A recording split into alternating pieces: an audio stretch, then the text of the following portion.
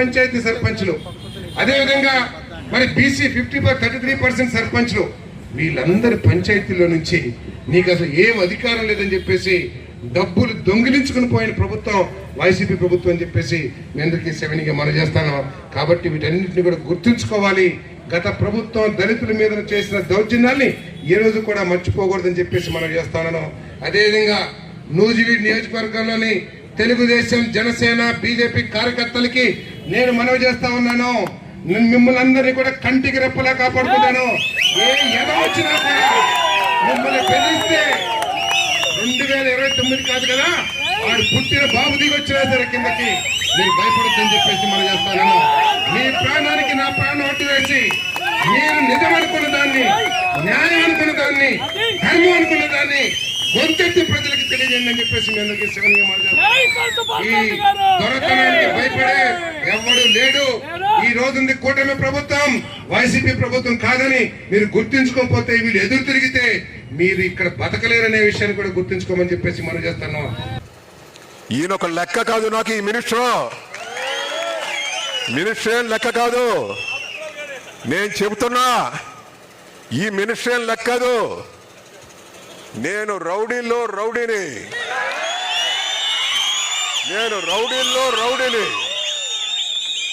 అడ్డం తిరిగి నా మీద అటాక్ చేయాలని చూశాడా, నూజివీడు నుంచి బయటికి వెళ్ళాడు అని చెబుతున్నాడు.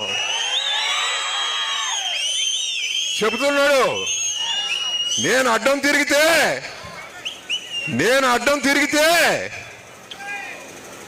ఆయనంట అడ్డం తిరిగితే మన ఎవరం కూడా నూజివీడులో ఉండలేమట. ఇది వైఎస్ఆర్ కాంగ్రెస్ పార్టీ కాదు.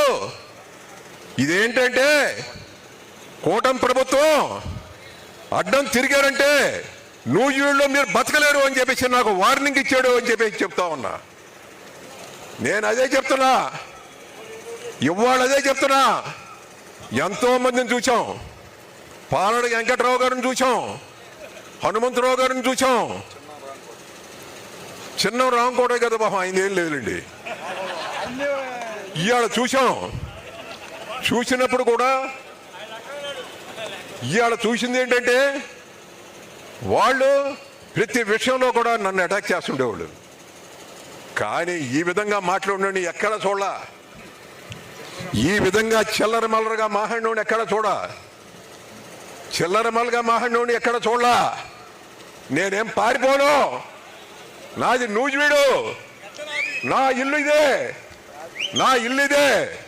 నేను ఎక్కడికే పారిపోయే మనిషిని కాదు.